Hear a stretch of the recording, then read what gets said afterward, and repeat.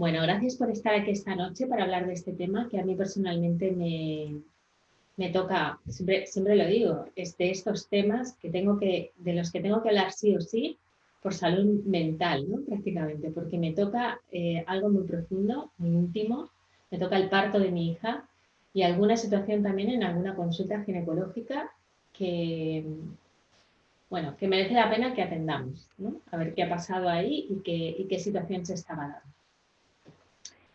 Bueno, lo primero que quiero deciros es que la violencia obstétrica y ginecológica no conoce fronteras. Es un problema mundial, planetario.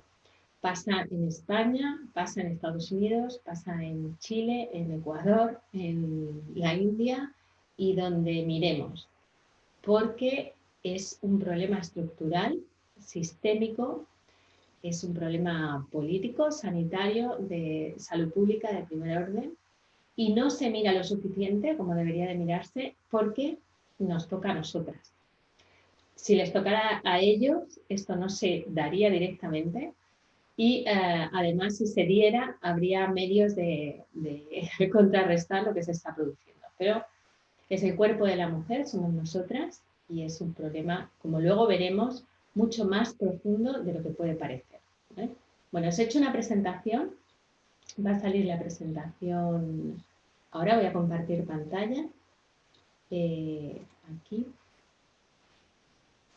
Bueno, entonces vamos a ver esto, que espero que estéis viendo ya. Bueno, vamos a hablar de violencia obstétrica y ginecológica, lo voy a hacer como experta en género y salud. De hecho, mi trabajo final de posgrado fue dedicado precisamente a la violencia obstétrica, pero al final os voy a hablar como mujer, porque hay como, tengo esa doble vertiente con este tema en concreto, ¿vale? Bueno, ¿qué es la violencia obstétrica y ginecológica? Sería lo primero. Bueno, es una forma específica de violencia ejercida por profesionales de la salud, pueden ser hombres o mujeres, generalmente médicos y personal de enfermería, hacia las mujeres embarazadas en labor de parto y puerperio o posparto. Constituye una violación de los derechos reproductivos y sexuales de las mujeres y la Organización Mundial de la Salud también reconoció que este maltrato no solamente viola a las mujeres, o sea, viola el derecho de las mujeres a una atención respetuosa, sino que pone en peligro su derecho a la vida, a la salud, a la integridad física y a no ser objeto de discriminación. Y es que, un momento que voy a seguir incluyendo a compañeros que siguen entrando ahora, y es que esto además tiene grados. Es decir, el nivel de vulnerabilidad con el que una mujer llega a un servicio médico o sanitario está directamente relacionado con el nivel de violencia que recibe, ¿vale? En este sentido, no es lo mismo ser una mujer indígena. El otro día me mandaba una amiga una noticia de que iban militares a buscar a mujeres en Argentina, era en una zona de Argentina, donde iban a buscar a mujeres y llevárselas a practicarles una cesárea. Bueno, con esto del COVID y la pandemia también se ha disparatado la asistencia a las mujeres embarazadas. Entonces iban, las raptaban directamente y les hacían una cesárea forzada. En España hemos tenido también casos de mujeres que han decidido parir en casa, que es algo, mirad, en esto la legislación, soy licenciada en Derecho, la legislación es muy clara, lo que no está prohibido está permitido en todos los ámbitos, en todos los ámbitos de la experiencia humana, menos si eres mujer y estás embarazada, que en ese caso, olvídate, no tienes ningún derecho. En este caso, estoy recordando algunos casos de mujeres que habían decidido dar a luz en casa y que se ha presentado la Guardia Civil en su casa a recogerlas para llevarlas al hospital a parir. Eso es totalmente ilegal, ¿sí? Aunque haya una orden judicial detrás, porque se están saltando legislación básica, ¿no? Bueno, ¿en qué consiste? En maltrato físico, en humillación, en agresión verbal, en procedimientos médicos coercitivos o no consentidos, perdonadme un momentito, incluida la esterilización. Esto que nos parece, por ejemplo, que en el norte de Europa están mucho más avanzados, pues también tienen una historia lamentable de esterilizaciones forzadas. La falta de confidencialidad, el hecho de no obtener el consentimiento plenamente informado, la negativa a suministrar medicación contra el dolor, las graves violaciones de la intimidad, la denegación de admisión a los centros de salud, el abandono de las mujeres durante el parto, que puede llevarles a sufrir complicaciones evitables y que pueden amenazar su vida y la detención de las mujeres y sus hijos recién nacidos en los centros tras el parto debido a su incapacidad para hacer frente al pago. Eso en otros países, en España no pasa, pues tenemos sanidad pública y gratuita, pero en otros países bueno, la OMS, la Organización Mundial de la Salud, tiene en el año 2014, tiene una declaración, hace un informe que se titula Prevención y erradicación de la falta de respeto y el maltrato durante la atención al parto en centros de salud. O sea, para que la Organización Mundial de la Salud, ya en el año 2014, y dice ahí, en esa declaración dice, los gobiernos, el sistema sanitario no está haciendo lo que tiene que hacer para garantizar la salud de las mujeres en el momento del parto.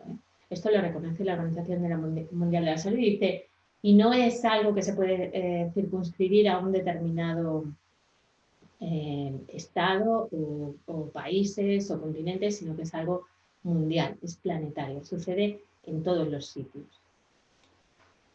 Bueno, os he traído como una muestra una encuesta, la primera encuesta nacional sobre violencia ginecológica y obstétrica que se celebró en Chile en el año 19-20, realizada por el colectivo contra la violencia ginecológica y obstétrica.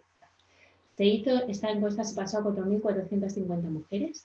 El 67% de las mujeres considera que ha vivido violencia ginecológica y un 79% violencia obstétrica. Me sirve Chile porque yo te aseguro que si esta encuesta se hubiera hecho en España, las cifras serían bastante similares, y en otros países con pequeñas modificaciones. Solo por irme a los números más gruesos, porque está bastante detallado, el 37,3% se sintió infantilizada por el personal al realizar consultas sobre su salud ginecológica. Esto es algo que hoy, cuando en los stories de Instagram he hecho algunas preguntas y algunas consultas, la infantilización ha sido una de las que muchas mujeres han contestado que sí que se han sentido así, ¿no? El 20,8% afirma que se le medicó sin tener claridad de qué modo dichos medicamentos pueden tener utilidad en su salud ginecológica. ¿Quién no ha salido de una consulta del ginecólogo con una receta sin saber por qué, ¿no? Sin ponerle nombre, sin saber, sin explicar? El 33,8% siente que sus consultas o preguntas no eran atendidas correctamente por el personal de salud. Esto también me lo han dicho hoy en los stories. El 21% de la muestra afirma que el personal de salud juzgaba sus prácticas sexuales o se refería a ellas en tono moralizante. El 17,6% ha tenido que escuchar comentarios inapropiados de índole sexual referidos a su cuerpo o sus genitales. Esto también me lo han contado hoy algunas compañeras. El 17% recibió comentarios impertinentes referidos a su físico, vestimenta o higiene. El 17%, de 4. El 17% afirma que le realizaron tactos o tocaciones inapropiadas dado el motivo de su consulta que le sintieron sentir vulnerada su intimidad. El 20% afirma que el personal de salud le realizó procedimientos que le causaron intencionadamente dolor. Fijaos que es una agresión ya física, le voy a producirte dolor. El 7% reporta que se le solicitó desnudarse sin que eso guardara relación con los motivos de la consulta. El 9% se siente que fue víctima de violencia sexual por parte del médico o de algún integrante del equipo médico de salud. O sea, son actuaciones realmente denigrantes y que demuestran una violación de los derechos fundamentales de las mujeres. Esto es Chile, pero esto os aseguro que se extrapola. Yo llevo dedicado hace 6 años que soy experta en género y salud y como 12 años dedicada a trabajar con mujeres embarazadas y con recién nacidos. Y esto lo he oído hasta la saciedad. Estas historias son mundiales. Nos tocan a todas en un momento o en otro. Mujeres que en los cursos me cuentan qué comentarios han tenido que escuchar sobre el papiloma, sobre enfermedades, sobre su aspecto físico, sobre el aspecto de su vulva, sobre su vagina, sobre el tamaño de su útero, sobre cuestiones inconcebibles. Incluso, esto me ha pasado a mí, ya lo voy a contar, incluso ir a una consulta de un ginecólogo que no me miró durante toda la consulta a los ojos. En ningún momento, una consulta de ginecología puede durar 15 minutos, una cosa así, 12, 10, 15. En ningún momento el hombre se dirigió a mí. Ni se dirigió a mí directamente ni me miró a los ojos. Esto, por ejemplo, que es algo bastante más sutil, ¿no?, que lo que hemos visto hasta ahora, pero es una manera de cosificar, de deshumanizar a la persona que tienes enfrente. Y es una manera de mantener el estatus y el poder sobre la persona que tienes enfrente. De repente esa persona deja de existir, no está. Bueno, las conclusiones de esta primera encuesta en Chile es que en ginecología los malos tratos y la violencia, la sensación de vulnerabilidad, la medicalización y la patologización de procesos naturales son parte de la experiencia común de muchas usuarias de estos servicios y se han asociado con graves consecuencias para la salud. Dicen las autoras del estudio, los resultados que presentamos son sumamente preocupantes y nos muestran cómo la descalificación, la humillación y diversas expresiones de violencia constituyen prácticas comunes en el sistema público y privado de salud chileno. Bueno, en España, esto pasa en Chile, en España, por ejemplo, tenemos una tasa de cesáreas en el año 2018 del 26%, que es un 11% más de lo que del máximo que recomienda la Organización Mundial de la Salud, que dice, bueno, puede haber una tasa de entre 10 y 15% de cesáreas, sería como normal, ¿no? Bueno, en España tenemos una media de 26% en el año 2018. Me imagino que en el año 2020 se habrá incrementado bastante más, con la excusa del COVID, pues mucho más. Y esto implica que hay un 11% de mujeres que son sometidas a una cesárea sin que haya realmente causa médica detrás. Hay una enorme variabilidad entre el sistema público y el privado y dentro del privado y el público entre unos hospitales y otros. Es decir, las mujeres de Castilleja de la Cuesta, que es el hospital que tiene más porcentaje de cesáreas, no es que no sepan parir, es que tienen un equipo médico que quiere hacer cesáreas. Creo que llegan al 40 y tantos %, o sea que prácticamente una de cada dos que entra en ese hospital va a tener una cesárea. Una cesárea implica 8% más de riesgo de morir y mortalidad para la madre y el bebé que un parto natural, ¿eh? No es ninguna tontería. Dentro de que son seguras, pero implica un riesgo, incrementar el riesgo de enfermedad, incluso de muerte del bebé y la madre durante el parto. O sea, no estamos hablando de tonterías. Bueno, vamos a empezar a ver qué pasa. Esto es España también, es la Sociedad Española de Ginecología y Obstetricia, la famosa SEGO. Voy a contar algo. La SEGO, esta sociedad, es privada y tiene intereses particulares y privados, ¿vale? En el año 2011 se montó un revuelo bastante grande en España, los activistas nos pusimos así un poco de los nervios, cuando de repente vimos este tipo de viñetas publicadas en la revista de la Sociedad Española de Ginecología y Obstetricia. Estos chistes los hacía un doctor, un ginecólogo, se llama Javier Server, que merece la pena que yo nombre aquí, porque voy a hacer público el vídeo, que trabajaba en el servicio, no sé si sigue trabajando, en el servicio de ginecología del Hospital de Gandía. Y hacía monadas como esta, que luego se permitía a la Sociedad Española de Ginecología y Obstetricia publicar en su revista oficial. Como veis, me interesa mucho que veáis el estereotipo de mujer que este ginecólogo, o sea, yo me imagino la sensación de las mujeres cuando salieran de la consulta de este tipo. Porque esto está detrás. de un tacto, está detrás de una frase, está detrás de una mirada, está detrás de un gesto. Este tipo es un misógino y lo expresa así. Y lo sorprendente es que todos los compañeros y compañeras de la Sociedad Española de Ginecología y Obstetricia no levantaron la voz en ningún momento y veían como este trato vejatorio hacia la mujer, ellas también, luego lo veremos, lo consideraban como normal, ¿no? Bueno, como veis, se presenta a la mujer como prostituta, ¿no?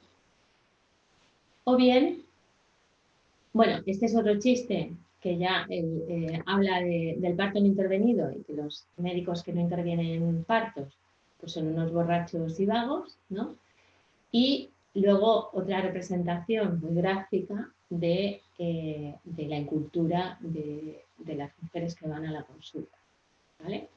Esto está en la cabeza del Javier Cerver cuando atiende a las mujeres en su consulta, pero es que está también en la cabeza de muchos profesionales sanitarios, hombres y mujeres, que nos pasan consulta a nosotras. Por eso a veces salimos por la puerta de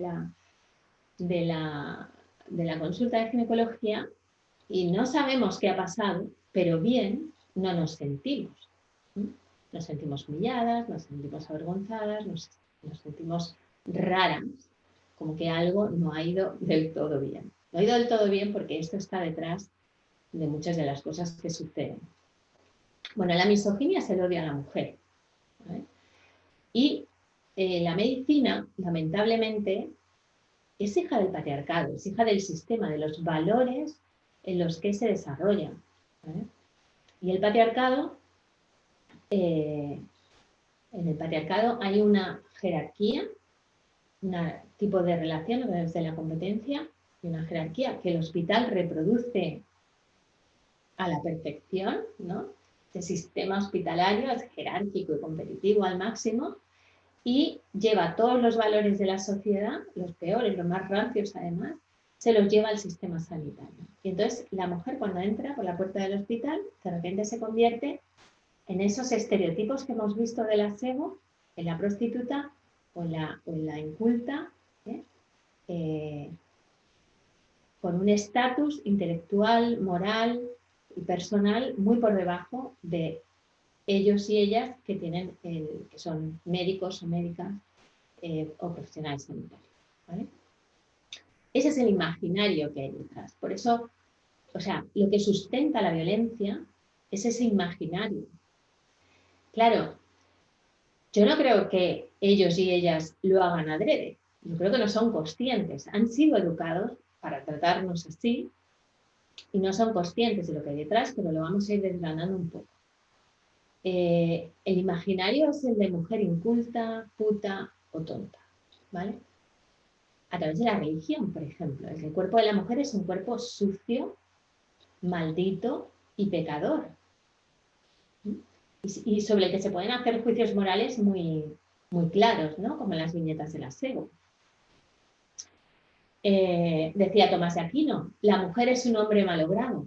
Bueno, esto es lo que decimos en Género y Salud cuando nos referimos a que la medicina es androcéntrica. Es decir, la medicina toma el cuerpo masculino, el cuerpo del hombre, como el modelo y a partir de ahí todo lo que sea periférico no encaja. Y el cuerpo de la mujer evidentemente no encaja en un cuerpo masculino, ¿no? Nosotras tenemos ciclos menstruales, tenemos un sistema endocrino que funciona de manera diferente, tenemos útero, tenemos ovarios, lactamos, parimos, todo lo que salga de esa idea de que el cuerpo es el cuerpo masculino, la medicina la noquea, no sabe qué hacer, ¿vale? Bueno, esto ya lo decía Tomás de Aquino.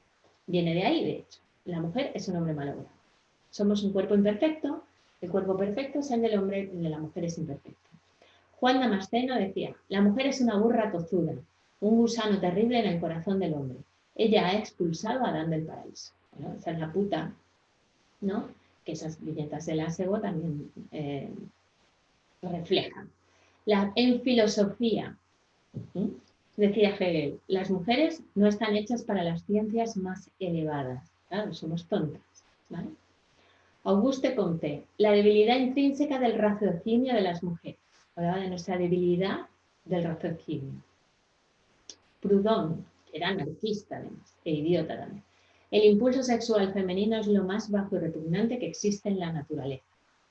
Schopenhauer, solo infundiéndoles temor pueden mantenerse a las mujeres dentro de los límites de la razón. Esta es la coerción, ¿no? La coerción que muchas mujeres hemos sentido en algún momento en un paritorio o en una consulta, solo a través del temor. Es decir, te meten miedo para que entremos en los límites de la razón, del profesional sanitario. Se quedan niñas toda la vida, nos infantilizan. Solo resultan atractivas hasta los 28 y nunca poseen inteligencia. Entonces somos la puta hasta los 28 años y luego somos la analfabeta o la estúpida. Esto no está en la cabeza solamente de los médicos y las médicas, está en la cabeza de todos, es la misoginia y es el sistema de valores. Y esto está aún por encima de los valores que podemos tocar en la sociedad, ¿vale? Este es el imaginario. Y esto es súper profundo, porque ni siquiera somos conscientes como sociedad que eso está. Esa es la dificultad. Yo estoy segura que si hay aquí alguna profesional sanitaria escuchando esto, podría pensar, ¿no? La persona porque yo he tenido compañeras en el experto en género y salud que partían de esa base, que partían de ahí. Y que a través de la educación y de la reeducación han podido salir. Pero el concepto de que las mujeres nos quejamos mucho o somos muy emocionales o que cualquier cosa que nos pasa es puramente emocional y con un ansiolítico se nos pasa. Si va una mujer y un hombre a la consulta con los mismos síntomas, a él se le van a hacer todas las pruebas físicas, a nosotras nos van a dar ansiolíticos, eso es un hecho, ¿sabes? Nosotras tomamos psicofármacos 3 veces más que los hombres. Somos medicadas con psicofármacos 3 veces más. No porque tengamos menos dolencias físicas, sino porque se nos diagnostica antes como un problema emocional que como físico, ¿vale? Todo esto está por encima en el imaginario, es que no nos hemos parado a mirarlo, ¿vale? ¿Por qué nos pasa esto? Porque el sanitario o la sanitaria está en una situación de poder, precisamente por el patriarcado que os decía, porque la sociedad patriarcal es una sociedad jerarquizada. Tiene el sistema sanitario, el médico está por encima del paciente. Estamos en una situación jerárquica, vertical. Y dentro de los pacientes, las mujeres estamos todavía por debajo, aún por debajo. De manera transversal, el hombre prevalece sobre la mujer. Entonces, si a un hombre le tienen que hacer un tacto rectal, pues al hombre se le cierra la puerta, se le pide permiso, se le habla, se le explica lo que va a hacer, tiene que firmar el consentimiento. Si nosotras estamos pariendo y deciden hacer una episiotomía, que es el corte en la salida de la vagina, pues yo pondría la mano en el fuego que al 95% de las mujeres que tienen una episiotomía hecha no se les ha pedido permiso, porque no consideran que sea necesario pedir permiso para cortar la vagina de las mujeres. Pero a un hombre, para hacerle un tacto rectal, le piden el consentimiento informado. Que hay una situación de poder porque hay una jerarquía y nosotras estamos muy abajo en la jerarquía. Y luego, evidentemente, porque el sistema sanitario protege a quien ejerce la violencia. Y protege esa forma. O sea, esa idea de, hay protocolos, es que son protocolos. Ya, pero es que tú no puedes tener un protocolo médico que no tenga base en la evidencia científica y que ignore los valores y el derecho de los pacientes. ¿Vale? Por muy protocolo hospitalario que sea, no puedes. En España hay una ley de autonomía del paciente del año 2002. En esa ley obligan al personal sanitario a explicarte cualquier tipo de intervención y a que tú des tu consentimiento informado si quieres y a que no lo des si no quieres. Pero cuando estás embarazada, parece que no puedes tomar ninguna decisión sobre tu propio cuerpo. Parece que se pierden, todos tus derechos civiles, cuando llegas al hospital a dar a luz, fue lo que me pasó a mí, se pierden. De repente ya no tienes. Y hay todo un sistema médico. Ve a pedir tu historial de parto a un hospital y a ver lo que tardan en dártelo y si te lo dan. ve a pedir informes médicos paralelos, o sea, hay todo un sistema que se protege a sí mismo, ¿no? Bueno, la violencia obstétrica y ginecológica existe. Yo durante mucho tiempo he dado charlas, he intentado demostrar a través de estadísticas, de leyes. A ver, perdonad, que estáis en el chat también. Vale. Vamos a ver, esto existe. Yo ya no voy a parar, o sea, no voy a dedicarme a justificar que la violencia obstétrica y ginecológica existe. Existe, es. La OMS le reconoce. Hay países como Argentina que ya han legislado en contra de la violencia obstétrica, tienen una legislación, nosotros no, todavía no. Pero es una realidad, es un hecho. Y lo sé porque llevo un montón de años trabajando con mujeres y muchísimas mujeres me habéis contado historias muy parecidas a la que yo misma viví en el parto de mi hija. Entonces, la violencia obstétrica existe, tiene sus raíces en el imaginario colectivo, en el sistema patriarcal, en la educación que hemos recibido todos y en la consideración del cuerpo de la mujer y de las mujeres a nivel social. Cuando entras al hospital lo ves meridianamente claro. Y de lo que se trata ahora es de sobrevivir. Es decir, si hemos tenido la mala fortuna de haber pasado por una situación así, a mí lo que me interesa, además de seguir denunciándolo, para abrir conciencias y para que nos demos cuenta, las mujeres como usuarias, de cuándo se está ejerciendo un abuso o una violencia sobre nosotras, porque muchas veces lo que nos pasa es que llegamos y vemos la bata blanca y entonces nos parece que tenemos que confiar y ponernos en sus manos, y hay un punto que sí, pero ni siquiera nos sentimos mal, pero ni siquiera sabemos por qué, no sabemos ponerle nombre. Y eso yo creo que es muy importante que seamos conscientes. Que cada vez que pisamos una consulta, que seamos muy conscientes de cuáles son nuestros derechos y cuáles son nuestros límites personales. No solamente derechos, sino también límites personales. Que sí y que no. Y poder ser asertivas. Entonces, esto a mí me parece muy importante. A los profesionales sanitarios, convencerlos de alguna manera, reeducarlos es profundamente necesario, pero veis de dónde de dónde venimos, de la Sociedad Española de Ginecología y Obstetricia, que en su revista oficial publica viñetas así, se queda tan panchos que ni se les ocurre pensar que eso es una vergüenza para la profesión. Por cierto, sociedad donde hay ginecólogas también que tampoco han protestado, porque todo forma parte de lo mismo. Entonces, con los profesionales y profesionales, lo que hay que hacer es intentar reeducarlos. Ojalá hicieran todas y todos un curso de género y salud. Y con las mujeres, tener muy claro cuáles son nuestros derechos. Mirad, si hemos pasado por una experiencia así, lo que nos queda es el conocimiento.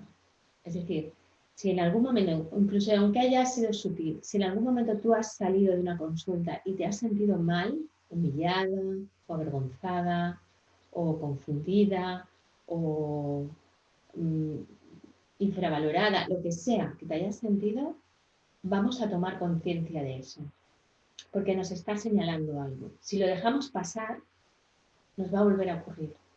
Entonces, si alguna vez te ha pasado eso, toma conciencia, ¿vale?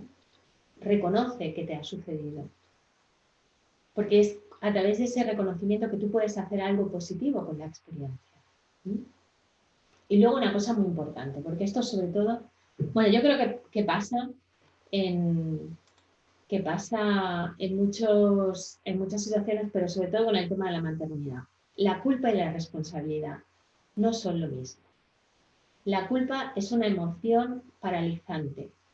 Solo te hace sentir mal, pero no te lleva a ninguna respuesta. No hay camino detrás de la culpa, ¿vale? La culpa se retroalimenta a sí misma, no te lleva a ningún sitio mejor.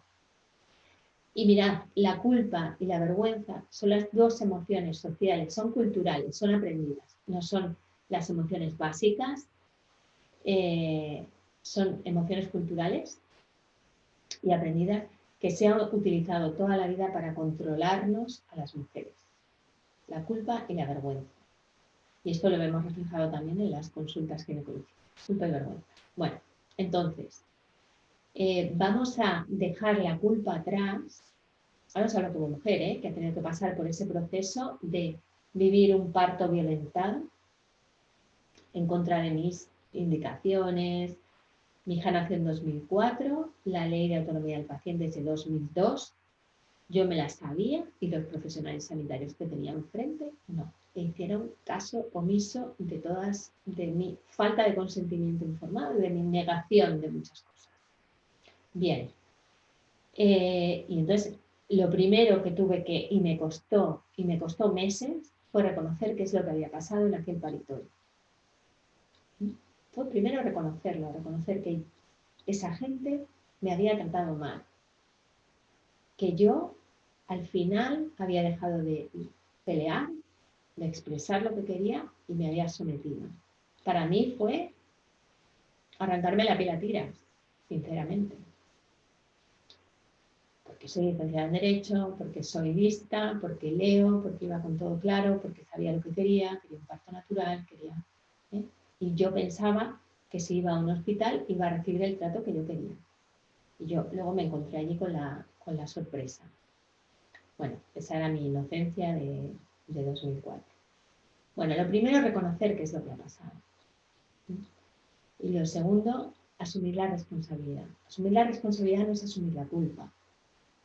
Yo asumo. La responsabilidad es la habilidad para responder. Entonces, yo en 2004 era una mujer y respondí con todas las herramientas que yo tenía a mi disposición para responder antes. No podía hacer otra cosa que lo que hice. Claro, evidentemente ahora habría dado otro tipo de respuesta, porque ya no soy la misma mujer que en 2004. Y una de las cosas que más te va a ayudar a superar una experiencia difícil es darte cuenta de lo mucho que has cambiado, porque ese es el valor de la experiencia. ¿Vale? A nadie, ojalá ninguna mujer tuviera que pasar con una situación así de violencia obstétrica o ginecológica, pero si has pasado y ahora dices, si me volviera a pasar no respondería de esa manera, significa que has cambiado, que has crecido, que te has transformado, que eres más fuerte, que tienes más capacidad de respuesta. Entonces nos quedamos con la responsabilidad, la habilidad para responder y dejamos atrás la culpa porque no nos lleva a ningún sitio. ¿Vale? Una forma muy eficaz de transformar el dolor de una experiencia es ponerla al servicio de los demás, que es por lo que yo hago estas cosas. Y por lo que estudié el experto, me hice un posgrado en Género y Salud por esto, para sanar ese parto de mi hija. Pues cuando coges esa experiencia y la puedes poner al servicio de los demás, y no te digo que te vayas a poner a dar conferencias de violencia obstétrica, pero sí que puedes hablar con otras mujeres. Sí que tú en tu vida lo tengas interiorizado, no te vuelva a pasar, o intentes que no te vuelva a pasar, ¿no? Y que hagas algo bueno con eso. Algo bueno. ¿Qué puede ser? Compartir tu experiencia con otras mujeres, dar voz. Porque lo que no se habla no existe. O parece que no existe, sí que existe, pero parece que no existe. Y porque muchas veces cuando nos pasan cosas marcianas que ni siquiera tenemos registradas, ni siquiera tenemos capacidad para responder adecuadamente. Entonces, mientras más hablemos las mujeres de estas cosas, con la vecina, con la compañera de trabajo, con las hijas, con la madre, con quien sea, cuanto más hablemos, más difícil va a ser que esto se repita. Más fácil va a ser que las mujeres tengamos una opinión clara al respecto. Y cuando tienes la opinión clara, eres capaz de responder de manera diferente. Y por otra cuestión, porque pasas de ser víctima a ser superviviente. Yo no me considero una víctima de la violencia obstétrica, me considero una superviviente. Sobre mí ejercieron violencia, pero yo ahora tengo una visión más amplia de la vida, sé más, me ha hecho estudiar, me ha hecho conocer, me ha abierto incluso profesionalmente a un campo donde no pensaba que iba a estar. Cuando en 2004 fui con mi hija en la barriga de la luz, Entonces, ya no soy la víctima, no estoy en una posición pasiva, soy una superviviente, estoy en una posición activa. He hecho algo con esto que me ha pasado. No me lo he quedado para dolerme yo en la soledad. Lo he sacado fuera, he podido construir algo con esto. ¿Qué podemos hacer? No sé, algo se nos ocurrirá, pero es importante, ¿vale? Ese acto de construir. ¿Y qué pasa con esto también? Que aumentas la autoestima, aumentas tu valoración personal. Te quedas en la víctima, en el pobre de mí, en qué desgraciada he sido y no haces nada con esto, no mejoras tu nivel de autoestima. Volvemos a la culpa, ¿no? Cuando estás en la responsabilidad, en la capacidad para responder ahora, hoy, estás aumentando tu autoestima, tu valía, tu validación personal. Y eso es súper importante, porque también aumentas el autoconocimiento. ¿Quién soy yo? ¿Quién era yo en 2004? ¿Quién soy yo ahora? Así que ahora soy mucho más capaz de poner límites. Ahora sé cuáles son mis límites, por dónde paso y por dónde no. Qué es lo que quiero y qué es lo que no quiero que suceda. Me da igual si es una consulta del cine o es en otro sitio. Que sí, que no, cuáles son mis límites y cuáles son mis derechos también. Aunque yo sabía cuáles eran mis derechos, en el parto no siempre es tan fácil, ¿eh? En un parto estás en una situación de extrema vulnerabilidad. Estás pariendo. No estás ahí ahora para llamar a un notario o a la Guardia Civil porque están vulnerando tus derechos. Es complicado en el caso del parto, ¿no? Justo en ese momento. Pero bueno, me tocó también vivir una experiencia dolorosa de un aborto espontáneo en la 5ª semana de gestación y me tocó también una ginecóloga que no me miró a los ojos en toda la consulta y no me estaba diciendo que estaba teniendo un aborto y me iba a ir de la consulta, dejar la historia, me iba a dejar irme de la consulta sin decirme, estaba sangrando, sin decirme que estaba teniendo un aborto. Y como ya me había pasado la previa, me planté delante de ella y dije, yo no me voy si no me dices que estoy teniendo un aborto. No me voy a ir a mi casa pensando que quizá no. Que no sé, ¿no? Imaginaos qué dureza. Irte a casa sin saber si tú estás teniendo un aborto o no lo estás teniendo porque la ginecóloga no te da la información. Entonces, hay que preguntar, saber cuáles son los límites. Yo no me voy de aquí si no sé esto. Esta es la información que yo preciso. Y poder, esa es la asertividad. Es todo un proceso de empoderamiento. Al final, hablamos mucho del empoderamiento, pero el empoderamiento significa ser capaz de tomar decisiones. Ser capaz de tomar decisiones. Tomar decisiones sobre tu vida, sobre tu cuerpo, sobre lo que quieres, sobre lo que no quieres. Y es súper difícil en el sistema médico, es verdad. Y hay violencia obstétrica. Mirad, mi segundo hijo nació en casa, en un parto, en una bañera, en una piscina de partos, en el salón de mi casa, con una matrona y mi marido. Y la mañana antes de dar a luz le había salido, era la semana 42, y me llamaron del centro de salud que si no había dado ya a luz, que me fuera urgente a parir al hospital, que me iban a provocar el parto, ¿no? Bueno, evidentemente no le hice caso porque a esas cosas hay que decir, sí, muy bien, pues sí, enseguida hago la maleta y voy para allá. Y luego olvidarse y no volver a coger el teléfono. Pero claro, yo tenía que ser la yo de 2013 cuando nació mi hijo para poder tomar esa decisión, ¿no? Entonces no pasa nada, no hay culpa, hay responsabilidad. Y en cada momento de la vida vamos creciendo y nos vamos dando cuenta de más cosas. Ojalá este tipo de charla ayude a mujeres que todavía no han pasado por ahí a tener las cosas más claras y más conscientes. De dónde están sus límites y de lo que pueden y no, y de dónde salen, que a mí lo que me parece más interesante, es de ese imaginario colectivo del que salen todas esas prácticas.